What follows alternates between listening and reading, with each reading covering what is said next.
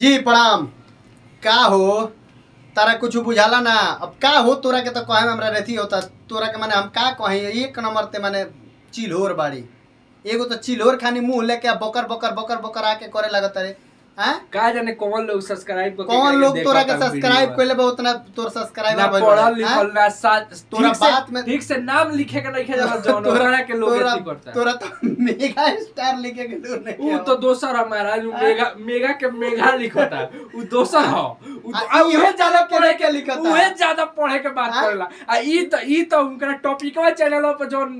गानवा के जुड़ल बन वो गानवा के उठा के कहता कि 1 साल पहले रिलीज हो गई कहता जी 1 साल पहले रिलीज भइल बा एकरो का कहे बाप रे बाप बाबू तनी पढ़ लिख के रिसर्च कले कि 1 साल पहले तार एथी ना जाके रिलीज कइले ल तनी एकरा के YouTube के बारे में बढ़िया से समझा दिया जा। सिंपल फंडा में देखो म्यूजिक गाना गावला तो कोनो कंपनी जब एथी करलन तो ओकरा के वर्ल्ड वाइड डिस्ट्रीब्यूट करला जैसे हमनी के रील पे बनावनी सना फेसबुक पे गाना आवेला तो वही का एगो YouTube के अलगे प्लेटफॉर्म बा YT म्यूजिक ठीक बानू तो जब वर्ल्ड वाइड डिस्ट्रीब्यूट कइलन तो YT म्यूजिक पावेला आ YT म्यूजिक जौन बानू उ एगो कलाकार लोग के एगो टॉपिक चैनल बनावला जौन बाद में चल के कलाकार लोग अपन चैनल बना के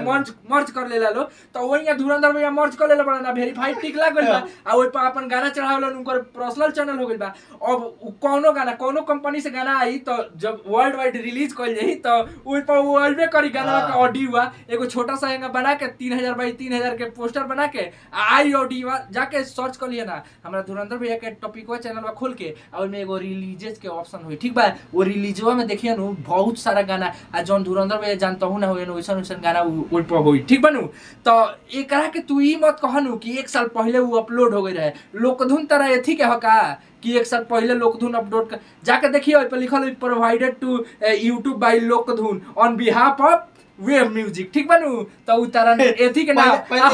ई समझ में आइल कि ना भारत ओकरा ना बुझाई उ कंफ्यूज बा ओकरा ई कहता नीलकमल सिंह के नाम लेत रहल। नीलकमल सिंह के नाम लेवे के तोनी के औकात बारे रे। नीलकमल सिंह का नाम लेवे के औकात बा। नीलकमल सिंह के देख के कॉपी क के वीडियो तोनी के बनावे के सिखला सन। चलत आई जवाब देवे कि चोर के जे चोरी के कहता चोर कइले बड़ा चोरैला बड़ा त कहम ना कि चोरैले बड़ा कौन दू गोराय बा कांसेप्ट पूरा हम कालो कहत रहू कि चोरैले काले हमनी के गाना सुन लवी सन कहता कि नीलकमल सिंह 1 साल पहले लीक हो गइल तो गा देहलो हां लीक हो अरे बाप रे बाप 1 साल पहले ओही पे एकरा के होल्ड क के रखल रहेला। अच्छा आम के दिन आज आइल का ऐसे 2 महीना पहले से आम के दिन आइल बा आज रिलीज कइला पवन सिंह के देख के कॉपी कइला से होई हैं बाबू पहले स्टार पवन सिंह के लकीर पर चलब चलल बाड़े चलब हमेशा बाबू धुरंधर भैया के तोता एंगा पूजा मत करो पहले पढ़ लिख लो पहले पढ़ पहले जान जे के का कहला डिग्री ई ना खाली पढ़ल लिखल के बातें मत करो आ तनी जो चीज लिखत रह YouTube पर ओकरा के सर्च मार के गूगल पर देख लो कि ओकर स्पेलिंग का है सही लिखो तब बाबू तनी चलाक बनो यार तुम्हारे पास उतना सब्सक्राइबर है वो तो हमू नहीं जानत कि लोग के बेवकूफी काहे इतना बना होता है आके बढ़ जाई हवा एथी करी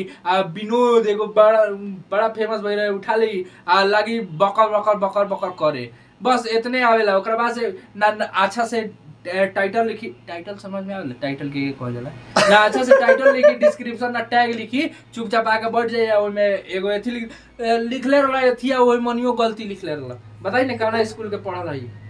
आ कितना बोलत रहला आवेला सन ओकरा तो बोलला के माने हमर कपार बचा आवेला सन हमनी के पढ़ाई नहीं हरे हैं पढ़ाई नहीं बेचा जइबा गिर जइबा बेहोश हो जइबा डिग्री देखबा त ठीक बा देहिया मत देखो एंगा देहिया नहीं खे ए जी बोला तनी हमनी के ना गरिया मनी सन ओकरा पीछे बहुत बड़ा कारण बा। पहले रिसर्च करो उसके बाद से वीडियो बनाओ समझे लोगों को चुतिया मत बनाओ लोग पागल नहीं है लोग जे तारा के देखेला नु उ तोरो ले होशियार बा ठीक बा। हां तनी बोला तारा त बोल सोच समझ के बोला 1 साल पहले तार मौसा गाना रिकॉर्ड कइले रहले ना रिकॉर्ड कइले रहलन ठीक बा रिकॉर्ड कइले रहलन लेकिन चढ़ैले रहलन हई एथिया के उठा के प्रूफवा चढ़ैले रहलन ई कौन बात भइल हम गाना एबरा रिकॉर्ड कर लिए को आदि 5 साल पहले का तक मान जाई का सुनो ना धुरंधर भैया गाना रिलीज होखे वाला रही नु त हमरा से कांटेक्ट कर लियो भाई चैनल पे ईमेल बा कांटेक्ट कर लियो तारा के 11-12 घंटा का 24 घंटा पहले ही हम सुना दे चलो हमनी के मत सिखाओ, हमनी के हर स्टार के गाना चलो 24 घंटा पहले मिल जाला एगो बात हमनी के चाहे से केहू के लीक करे के चाहे केहू के ना तो हम काले सबका अपना अपना मेहनत है। काले वीडियो में बोले रहती धुरंधर भैया मेहनत करेला ना, सब केहू मेहनत करेला, वैसे कुछ केहू उनकरा देखो हमनी के सारा स्टार के गाना 24 घंटा पहले मिल जाला, आदमी चाही तो लीक कर दी, लेकिन ना वो अगला के मेहनत था, ओकर भाई पसीना के एगो गीतकार के आस लाग रहेला, एगो म्यूजिक डायरेक्टर के ओमे मेहनत लागेला, एगो कलाकार के मेहनत लागेला। वीडियो में जितना तोरा डॉलर कमाए खतरा है, कुछ मत बोल दे बाबू आके लबर लबर, ठीक बा? ते बोलबे या दोसर कोई भुगतेला बोलाल का तो निसन के, बाकी सब के चलाक बा, बाकी सब लोग जानता। ज्यादा बेवकूफ बनने की जरूरत नहीं है। बाकी रोडल अपन विचार अपना कमेंट बॉक्स में बताइलो, लाइक कर लो। हमनी सन के पावर स्टार के सिर्फ फैन है सब, उनकर रथी ना चमचा ना है सब, केहू के चमचई ना करे सब। आज जेगा बोलियस नु ओकर पावर स्टार गलती कइले रहल त उनका के ना रहल निसो सोम्या पोखरेल के बेरा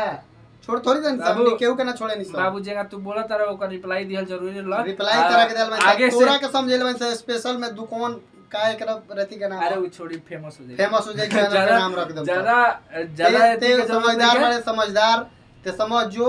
जे ई गाना चोरी के है तो चोरी के है बस। चल मिलता है अगला वीडियो।